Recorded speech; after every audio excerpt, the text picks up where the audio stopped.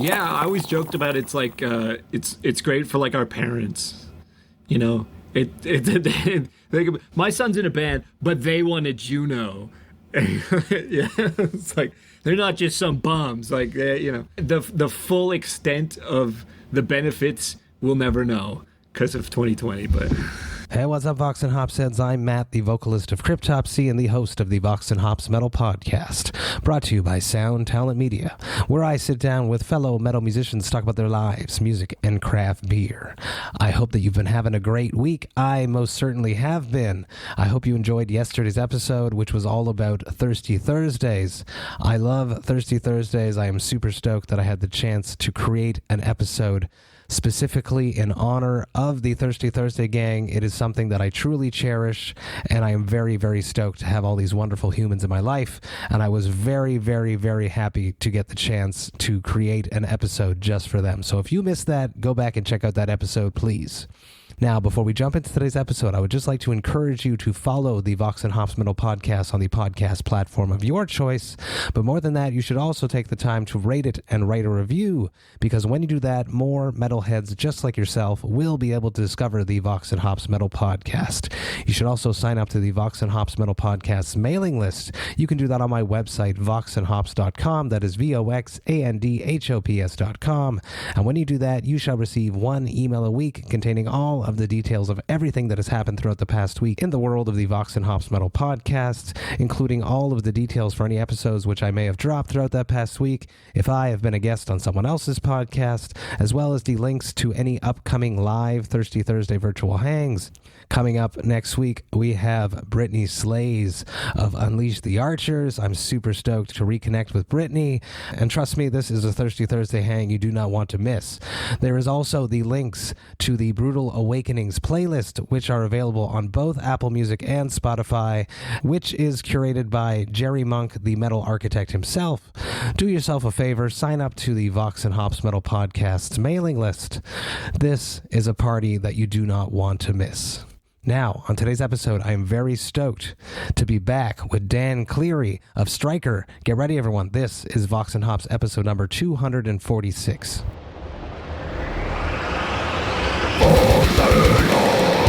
I warn you, what you are about to hear is very disturbing indeed.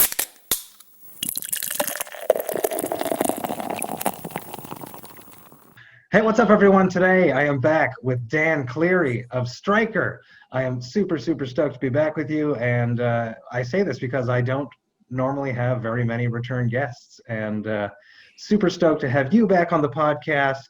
It happened so organically because something really, really cool happened. You guys dropped a brew, so we obviously had to have another chat. So how have you been, Dan? Let's start with a very simple yet complex question. How have you been coping with 2020? Oh man, it's been like pretty up and down. I'm sure it's the same for a lot of people, right? Like, I think I've been ignoring the fact that like 2020 was going to be such a cool year, like in general, for not just our band, but just like everything going on. Like, I feel like the music scene was really like doing well. And then it was just like everything grinds to a halt. And now it's like, will there be any music venues left by the end of this? And it's kind of, it's rough. So I almost don't think about it as much as I should, probably, because like I can't think about it because it's crazy. The dark spiral void that we don't want to engage in. Exactly. It's crazy. I really try not to think about it too much.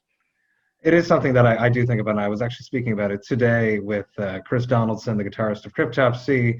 We're saying, of course, touring will come back, but will there be any venues for us to play at our level of musicianship and our level of extreme metal? And I said, yeah. Well, maybe some of those ones that we do love will be gone, sadly. But when it is opening up again, people will open venues again, for sure. Yeah, I think like maybe some venues that have gone under, maybe they'll get,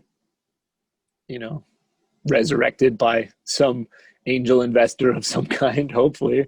Who knows? But I feel like there's already been a bunch of venues that we've played, and probably you've played too, that have, like 100% closed their doors and they're done. So that's pretty shitty. It is. And I'll miss being there. That's for sure. I miss being on stage. But luckily, I still get to have chats with amazing people like you, my metal family, and we get to talk about your life, music, and craft beer. So tell everyone about this beer, Dan. What's going on here? So it all started quite a while back.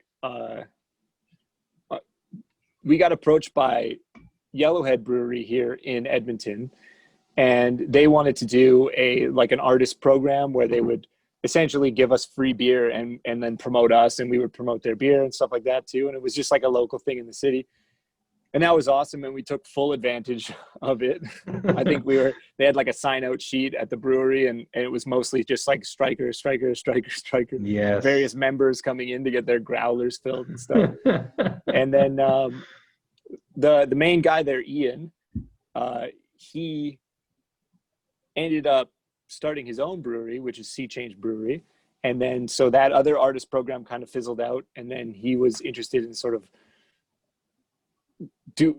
building that back up again. And although it's not exactly the same as it was before, when we got the Juno win, they were really pumped about it, and they were like, you know what, we have this session ale that has been like I don't remember why, but they had the recipe and everything ready to go, and they used to bottle it, or they used to I guess keg it more than anything, and then they weren't making it for some reason. Then they wanted to relaunch it, and they thought, like, why don't we do like a co-launch thing with you guys? And we were like, of course, like no brainer, sign us up. So yeah, that's basically how it happened. I love it. And I do remember that you did mention the whole sign-up sheet and just having Striker on it on the last time I had you on Vox and Hops. Yeah. So I love the can art, especially there's the little personalized part of it all with your signatures, which I think I'm holding it upside down, but signatures going on, super, super dope there. And you got the scan to listen on Spotify. I've never seen this before. That's really dope. I know, isn't that sick? I tried it, like, because we went into the brewery, this is pre-COVID, we went in there to do like signing the can art and stuff like that, like doing the signatures, and they were like, oh yeah, by the way, there's like the Spotify link on the side, and we'd never seen it. And so I scanned it, and I was like, damn, that actually works. It's sick. So our Spotify in Edmonton numbers are going up, which is kind of cool. You can just see everybody who's buying it's like, what's this all about? I love it. I want to try it, actually. So this this is a session. Sorry, say that again. It is a session ale. A session ale, 4.1% ABV. Let me crack this and pour this out. At the same time, you introduce the beer that you're going to be drinking on your side, because sadly you don't have any of these left because you drank them all, right, Dan? Yeah, it's and then it's hard to get down to the brewery with the COVID stuff going on, so I just end up just going to the beer store that's just in between my house and work. So I got the Red Racer Super Solar IPA, 6%. Awesome. Strong beer. Poured out nice, slightly hazy, beautiful, beautiful hue to it. And it's been through the mail, right? It arrived at my house. We won't say how it got to me. It arrived at my house. Shout out to John Asher for making sure this got into my hands. Cheers. Cheers.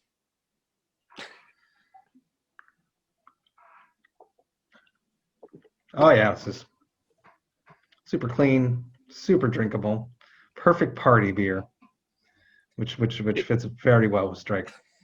Yeah, totally. Yeah, it's definitely a crushable beer, that's for sure.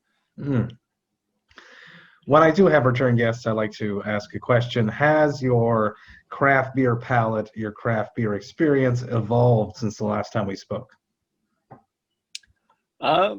Maybe a little bit. I can't remember what I was drinking then, probably IPAs, but I've sort of drifted back to drinking more of like Pilsner, Kolsch beers. Just, I don't know, maybe that was just the summer thing, but I've been enjoying those a lot.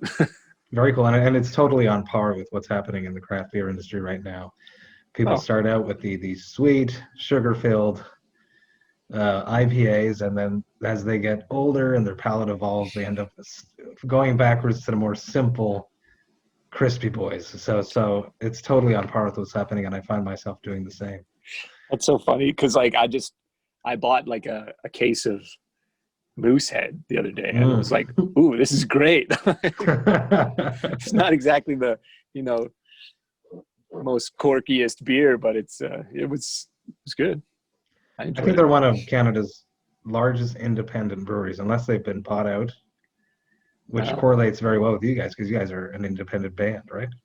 Segues. Fun fact. I don't know if you are a big horror movie guy. It seemed like maybe you are, but I just watched the original My Bloody Valentine, which was shot in Nova Scotia, and they're all drinking Moosehead the whole time. It's so funny. Let's talk about being independent. How has that been for you guys?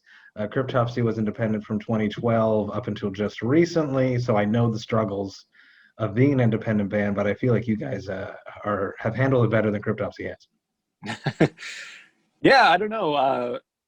It's been good. Like we've had like some offers for record deals and stuff like that we've kind of been like, we're still not sure. Like part of us is like, well, maybe we need to do that so we can like take a little bit off of our own plate. But I think we found that the last time we worked with a label, it was like the same amount of work. You get a bigger scope. It's still the same amount of work, and then you get way less money. So it's like, it's a hard like gamble, I guess. I do think like it's starting to become more important. I think being on a label, or at least having someone pushing your music, like promo wise, to especially stuff like Spotify playlists and things like that. Those are like breaking bands now. So, and they're sort of gate kept, which was sort of like what radio used to be. And that's sort of transitioned into now Spotify's like that because they've sort of monopolized the market on streaming stuff. And so now it's almost starting to make sense to be like playing ball a little bit more. But so far we don't have plans to go back to being on a label yet. So it's a lot of work being independent. I know it, and from the publicity side of things, it's near impossible to match what these labels, especially dealing with the podcast. I speak to 2-3 different publicity agencies for one artist now. It's crazy how many people are working for these artists versus just us hustling. It's hard. What would be some of the biggest challenges you guys have faced being independent? I think we're sort of at like a weird place because we've had like good like grant opportunities and stuff. Like one of the things we had talked about as a band was like, should we be doing some videos on like, because it's all about content. And we were thinking like, man, maybe we should do some videos on like how we run things and what we do. But we sort of decided not to because I think we're in a bit of a unique situation with getting grant funding and stuff like that. It's like if you're like an American band who's trying to be independent, it's like, oh, you're not going to get a grant from the government to like do your heavy metal project. So it's like we're really fortunate in that respect. But I mean, we still put a lot of work into it. I think the hardest thing is just like navigating like the responsibilities for each person in the band, because it's like if someone starts to like dog it a bit or like not be feeling like doing whatever type of thing, social media or whatever, it's like if nobody decides to do it, then nobody's doing it or That's whatever. correct. So that can be a tough part. I mean, I think that's still an issue no matter what, like whether you're independent or not. I think that's a thing, but it's exacerbated when you're independent because you're the only people working for you. So yeah. But at least if anything gets fucked up, at least it's who to blame. Exactly. Because on a label, on a big corporation, they're gonna just throw the ball into someone else's court who probably wasn't even involved in the first place. Exactly. But you need people that are good at doing certain things, and you have to play with their strengths. So what would be your strengths guiding the independence of Striker? I'm definitely like, I'm an okay business guy, but I'm not the business brains. I do a lot of the recording and songwriting and stuff like that. And Tim, our guitar player, took on a lot of the business stuff. He's a real sharp guy. So anybody who has questions about, being an independent band, he'd be the one to like try and tap for that stuff, because he's a hard worker and he gets a lot. We always found it interesting. It's like in a band, you kind of have to figure out who's the doer and who's the thinker, and it's important to put the power to do things in the doer's hand. And Tim is a real doer, so it's like that was like, that's our like secret to success, is like Tim's a doer, he gets stuff done, and like that's the way to go. That's very interesting. That's very, very interesting. I think Cryptopsy were a bunch of thinkers, and we need to prompt ourselves. You need a doer to be the doer. You got to get a doer. The dude who will write an email won't read it and will send it. That's the thing. It's like, I always find that, if I'm writing an email to someone, I'll just reread it like 100 times, be like, I don't know, are they gonna think I'm like coming across in a weird way or something? And then like Tim will just write it, boom, send. And then they write back. Next. They're like, okay, good. Yeah, exactly. So. We will make you a beer, Striker. Yeah, yes. Email, yes. I love it. That's super cool. You guys are recording new material. We are. We just did the drum tracks for 3 new songs in just like last weekend. Very nice. Which was fun. We all got to wear masks in the studio, so that was cool. It is. It's the world of wearing masks for the next little while. And how was that in the studio setting? Was it really that bothersome? Nah. I mean, I'm so used to it. Like, I basically been working the whole time, and so first without masks and then with masks, and it's whatever. You just got to play ball, and it's a small sort of price to pay, so I'm okay with it. As long as you guys get to make new music. So talk me through these new tracks. What is this leading towards? What is the whole purpose of creating new music during a pandemic? Well, we just have a lot of music because we've been I don't know. I've always been like someone who just perpetually writes music because it's fun, and so we've got a bunch, and then we've been whittling it down into like some stronger tracks and working on them, and then our plan is we're just going to start releasing stuff with no real, like, we have a bit of a plan, but it's not for an album. We're just, like, we've got music and we've got time, so we may as well just start putting it out there. It's sort of in this new like 2020 rollout plan, which is like, is there any reason to do an album if you're not going to tour on it? And then, so maybe it's just putting out singles and stuff until something changes. So that's sort of where we're at. It's true. It's why put your heart and everything into an album when you can't go out there and sell it properly? These pandemic releases. I'm sort of thankful that Cryptopsy's in a writing session as well, and we didn't just drop something in like February. And the momentum of these bands, these huge bands that released records that had this momentum going, I hope that they can just pick it right back up when they can start touring again. Yeah, I hope so. Like, I think it's been good for some bands. I think early, like if you did it like early 2020, it might be tough, but like mid to late 2020, I think there's a lot of like, I'm listening to like tons of music now because it's like, what else are you gonna do? Lots of time. So lots of time to discover new music and stuff. So I've been listening to a lot, and I think there's bands who are doing fairly well off of it. Although, you're not getting out there and selling tickets and stuff, but I mean, if you have a good deal on your Spotify royalties, it might be okay. Which works out well as being independent right there too. Yeah, totally. You guys owning everything versus just getting a fraction of the pie. Yeah, totally. How about a live stream situation? Is that something that interests Striker at all?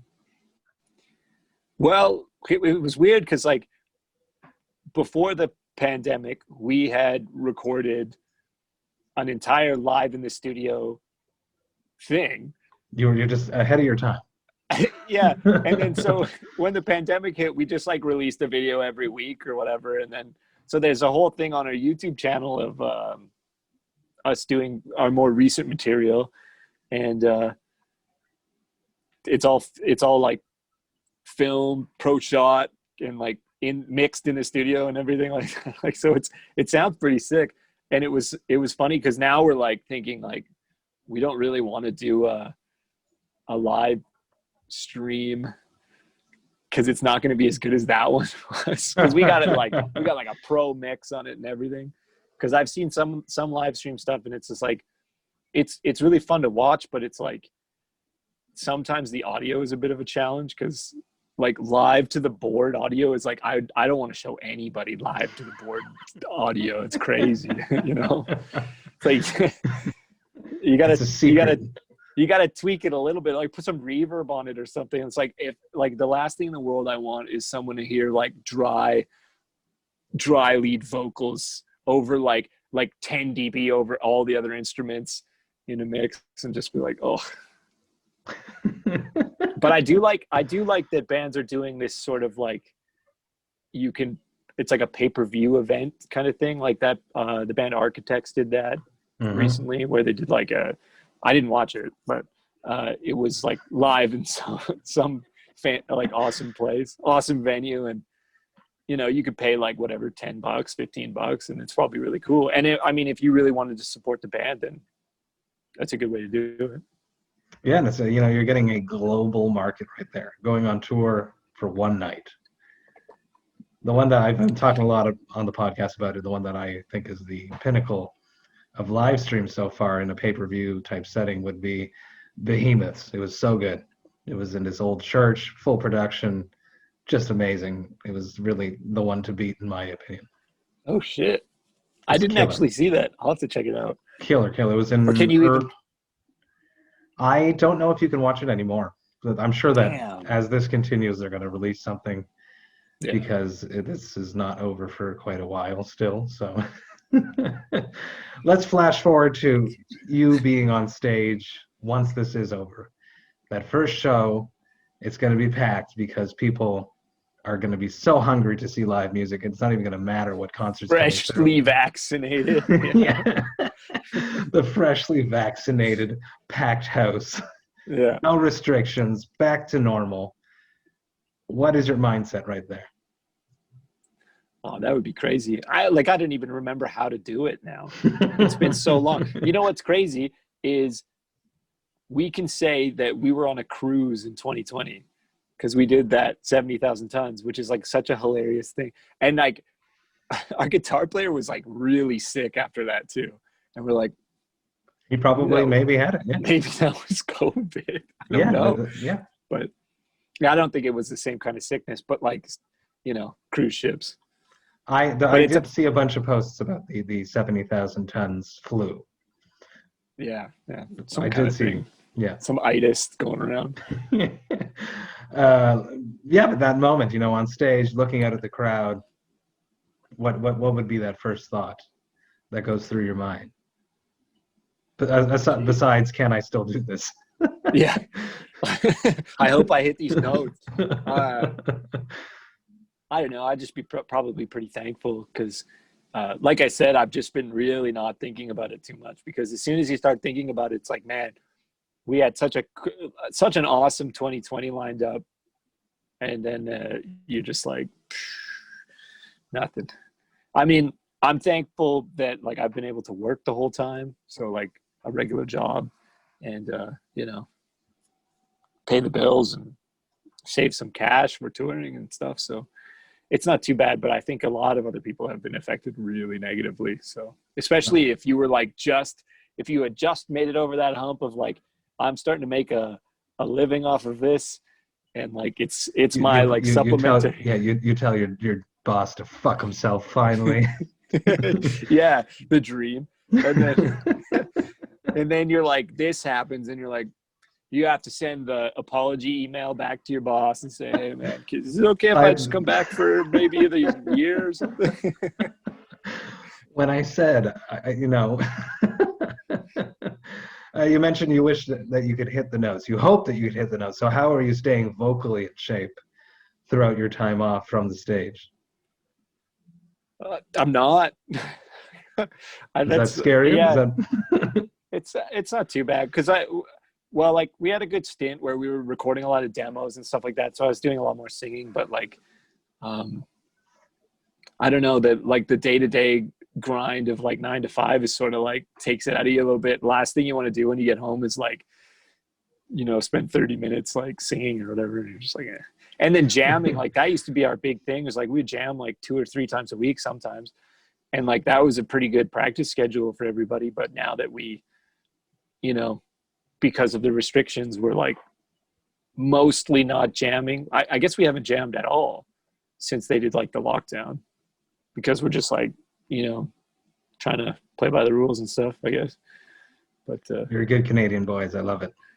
And I mean, to be fair, we probably would jam because I think we're cohorts technically or something, in business together, but we haven't really needed to yet. So we're just saying fuck it for now. But I mean, we've still been getting together, honestly. We just haven't been screaming at each other because when we jam, we're all in the room screaming. Face to face, sharing one like microphone. Yeah. Super spreader event. It sounds like a good tour name. But that's a great tour name. How about winning a Juno? Take me through all of that. Let it be 2020 when you finally win a Juno, and then you can celebrate it. So talk me through that whole thing leading up to it.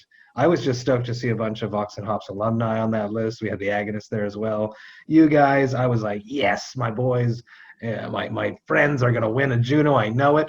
So talk me through everything leading up to it, because it was supposed to be a live event. Obviously, that was all down the shitter because of COVID.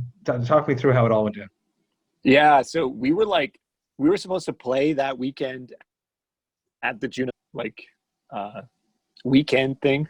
So we had like packed up all our gear and we were like ready to leave, and then we were like watching the news and we're like, are they gonna like cancel the Junos because of this? And so we were like pretty hesitant to leave, and literally like it was probably like we were like maybe an hour away from leaving. Really? They like officially tweeted, because some of us were like, oh, they're for sure going to cancel it. And then the other one's like, no, it's probably going to be fine. Like, and then they canceled it. So then we just unpacked all of our shit and we're just like, well, that sucks. That must have been a dark unpack.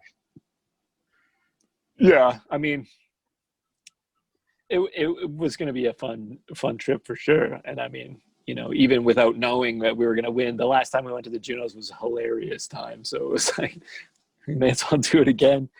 But yeah, then we just watched the stream at our guitar player's house, and it was like exciting, but it was just like you just watch the screen and they announce it, and you're like, well, guess I'll go back to playing like badminton in the backyard. Like, did you guys have a rager party when you won? We did, actually. We had a good time. It was pretty good. But it's awesome. It's a huge accomplishment. Huge accomplishment. Yeah, it's pretty cool. I mean, it's one of those things, like I've just listening to podcasts lots because, again, lots of time, but like listening to other music or musicians on podcasts, and they talk about like imposter syndrome. It's like, it's sort of a weird thing when you think about like a Juno and all the other people dominated and how hard everybody works, and you're just like, like, I'll put mine in the living room. Yeah, mine's just over here. Is it? I was going to ask. So right by the Xbox. I love it. What has changed for Striker since you guys have won the Juno? I know you guys can't do much because of the pandemic, but have you guys been looked at differently? Yeah, I always joked about it's like it's great for like our parents. See, my son's in a band, but they won a Juno.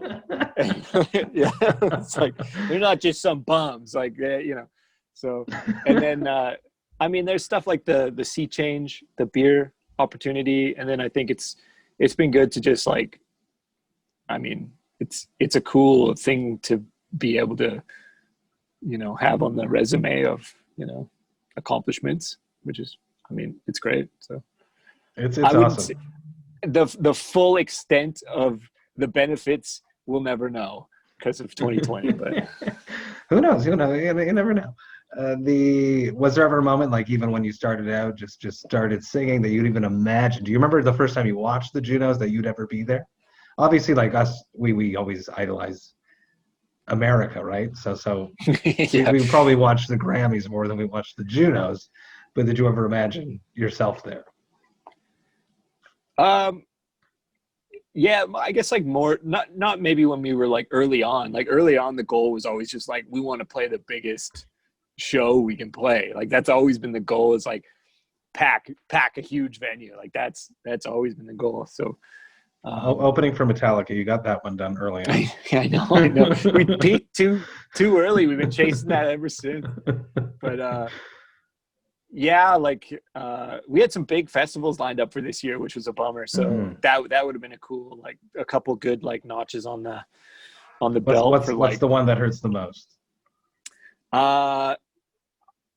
We were supposed to do Summer Breeze, which would have been really sick. That's a great festival. Yeah. And there were some other ones that I don't know if they were actually announced or not. So I'm never sure if we should like say it, because maybe they'll like, maybe they're going to re-up. But I actually don't know.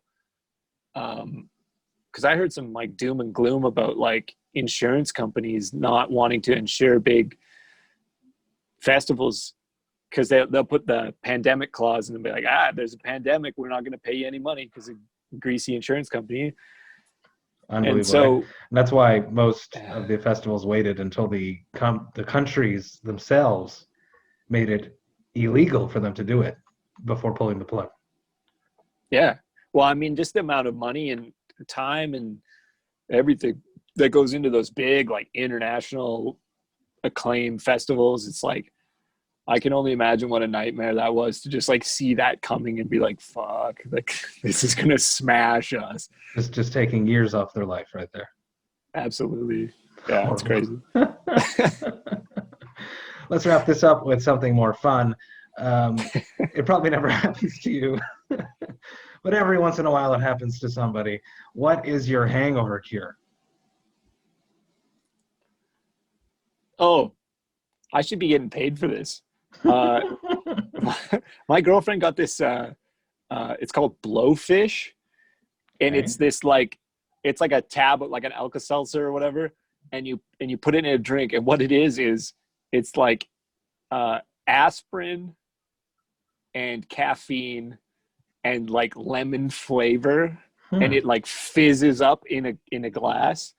And you just like pound it. And it's just like 200 milligrams of caffeine, so it's like 2 cups of coffee, and you're just like bang right back to normal somehow. Wow. I love it. Blowfish. It was surprisingly good. I mean, no affiliation, but they're sick. Sponsor Striker. Yeah. And maybe Vox and Hops. Dan, always a pleasure to hang out with you. Super stoked about the Juno. Super stoked about this brew. Absolutely delicious. Next time I'm out over in Alberta, I will definitely be hitting up. Yeah, we'll have to bring you. We'll bring you a flat of it. Yeah, I like the sound of that. Cheers, Dan. Thank you so much.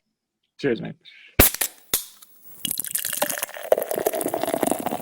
Hey, thank you all so much for listening right to the end. You know that I love and appreciate that. I love Dan Cleary. Every time we have a chat, it's always a blast. I'm super stoked that Striker got a brew made. I'm super stoked that they won that Juno. How cool is that? I was very, very stoked when I heard that they had won. I was sad for my good friends of the Agonists who didn't win, but I was happy that my friends in Striker did win. It was one of those win-lose-win situations. If you enjoyed this Vox and Hops Metal Podcast episode, you should go and follow it on the podcast platform of your choice. But more than that, you should also rate it and write a review, because when you do that, more people just like yourself will be able to discover the Vox and Hops Metal Podcast. You should also sign up to the Vox and Hops Metal Podcast mailing list. You could do that on my website, voxandhops.com. That's VOXandHOPS.com. And when you do that, you shall receive one email a week containing all of the details of everything that has happened throughout the past week in in the world of the Vox and Hops Metal Podcast. Do yourself a favor, sign up to the Vox and Hops Metal Podcast's mailing list. Trust me, this is a party that you do not want to miss. The Vox and Hops Metal Podcast is brought to you by Sound Talent Media. I will be back next week with 2 episodes, but until then, remember to enjoy life, metal, and craft beer. Cheers, Vox and Hops heads.